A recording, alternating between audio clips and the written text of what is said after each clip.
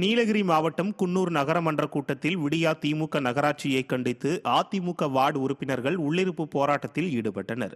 நகராட்சி அதிகாரிகள் முறையாக பணி செய்யாததால் வளர்ச்சிப் பணிகள் எதுவும் நடைபெறவில்லை என்று கூறிய அதிமுக உறுப்பினர்கள் அதிமுக நகர செயலாளரும் வார்டு உறுப்பினருமான சரவணகுமார் தலைமையில் உள்ளிருப்பு போராட்டத்தில் ஈடுபட்டனர். இதனிடையே விடியா திமுக வார்டு உறுப்பினர்கள் அதிகாரிகளை அழைத்து பேச்சுவார்த்தை நடத்தினர். இதனால் அதிமுகவினருக்கும் விடியா திமுகவினருக்கும் இடையே வாக்குவாதம் நடந்தது. இதனைத் தொடர்ந்து வெளியே செல்லாமல் நகரமன்ற கூட்டத்தில் அதிமுகவினர் உள்ளிருப்பு போராட்டத்தில் ஈடுபட்டனர்.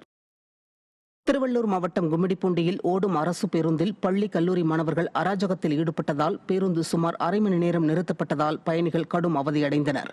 சத்தியவேடு பெத்திக்குப்பம் வழியாக வரக்கூடிய பேருந்தில் மாணவர்கள் பேருந்தின் படிக்கட்டில் தொங்கியவாறும் பேருந்தின் ஜன்னலில் நின்றும் மேற்கூரை மீது ஆபத்தான முறையில் ஏறியும் அட்டகாசம் செய்ததோடு ஆபாச பாடல்களை பாடியும் பயணிகளுக்கு தொல்லை கொடுத்துள்ளனர். இதுகுறித்து பேருந்தின் ஓட்டுநரும் நடத்துனரும் மாணவர்களை கண்டித்ததால் கோபமடைந்த மாணவர்கள் அவர்களிடம் வாக்குவாதத்தில் ஈடுபட்டனர். இதனால் பேருந்து சுமார் அரை மணி நேரம் சாலையோரம் நிறுத்தப்பட்டதால் பேருந்தில் பயணித்த பயணிகள் கடும் அவதியடைந்தனர். பள்ளி கல்லூரி மாணவர்களுக்கு தகுந்த அறிவுரைகள் வழிகாட்டு நிகழ்ச்சிகளை நடத்த விடியா திமுக அரசுக்கு மக்கள் கோரிக்கை விடுத்துள்ளனர்.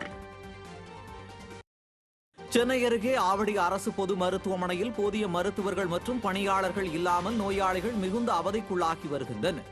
அதிமுக ஆட்சியில் நிதி ஒதுக்கப்பட்டு பூமி பூஜை செய்யப்பட்டு பணிகள் தொடங்கப்பட்ட ஆவடி அரசு பொது மருத்துவமனை ஆட்சி மாற்றத்திற்கு பிறகு திமுக ஆட்சியில் வழக்கம் போல் ஸ்டிக்கர் ஒட்டி திறக்கப்பட்டது.